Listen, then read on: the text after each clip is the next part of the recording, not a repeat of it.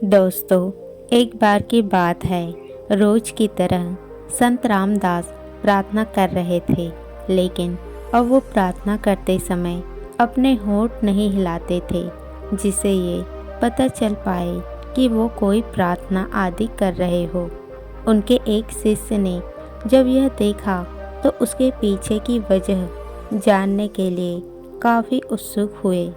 उत्सुकता के साथ शिष्य एक दिन संत रामदास के पास गया और बोला, गुरुजी, जब हम प्रार्थना करते हैं तो होंठ हिलते हैं, लेकिन जब आप करते हैं तो नहीं हिलते।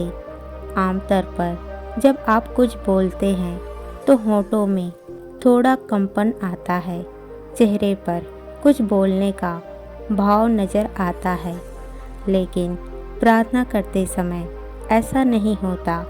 आखिर ऐसा क्यों? कृपया करके इसके पीछे का कारण बताइए। संत रामदास ने कहा, एक बार जब मैं के राजधानी से गुजर रहा था तो मैंने देखा कि महल के द्वार पर राजा अपने सैनिकों के साथ खड़े थे और उनके सामने एक भिखारी था। भिखारी अपने फटे पुराने कपड़े पहने वहीं खड़ा रहा।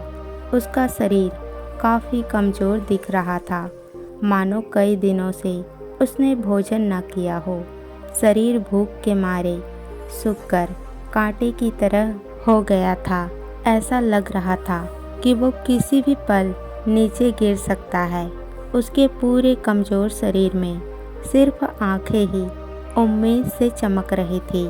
तभी राजा उसके पास आए और पूछा, तुम्हें क्या चाहिए? भिखारी ने अपने कमज़ोर आवाज़ में जवाब दिया, राजन, मुझे क्षमा करिए, मैं आपसे एक बात कहना चाहता हूँ। मैं इतनी देर से इस हाल में आपके द्वार पर सहायता की आस लगाए हुए खड़ा हूँ। अगर मेरा हाल देखकर आप नहीं समझ पा रहे हो तो मुझे नहीं लगता कि बताने की ज़रूरत है। और आखिर बताने की वजह ही क्या है? राजा, आप मेरी हालत देखिए। मेरा अस्तित्व ही आपसे पुकार पुकार कर सहायता की मांग कर रहा है। उसकी बात सुनकर पहले तो राजा को थोड़ा गुस्सा आया, लेकिन भिखारी की बातों को समझने के बाद राजा बातों में छुपे गहरे अर्थ को समझ गया और उसने सैनिकों को आदेश दिया कि उस भिखारी के लिए खाने और साफ कपड़ों की व्यवस्था की जाए। फिर संत रामदास ने शिष्य से कहा, उस घटना से मैंने यह सबक सीखा कि उस राजा की तरह ईश्वर भी हमारे हाल को देखकर सब कुछ जान जाता है कि हमें क्या चाहिए, क्या तकलीफ़ है और हम क्या पाना चाहते हैं। इसलिए उस दिन से मैंने बोल बोल कर प्रार्थना करना बंद कर दी है। मैं बस भगवान के द्वार पर खड़ा होकर उनकी सच्ची भक्ति करता हूँ। मन ही मन में उन्हें अपनी तकलीफ़ों के बारे में बताता हूँ।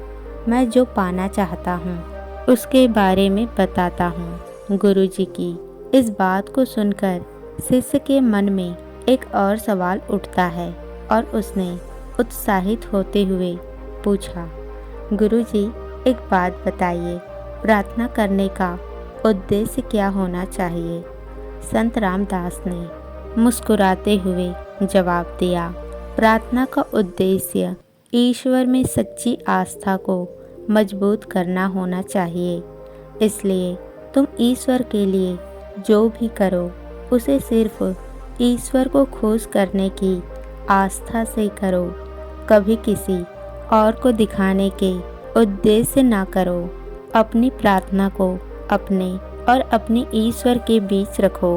अगर तुम्हारी आस्था मजबूत होगी तो ईश्वर तुम्हारी प्रार्थना को ज़रूर पूरी करेगी, लेकिन अगर आस्था कमज़ोर होगी तो तेज तेज चिल्लाकर प्रार्थना करने से भी कोई फ़ायदा नहीं।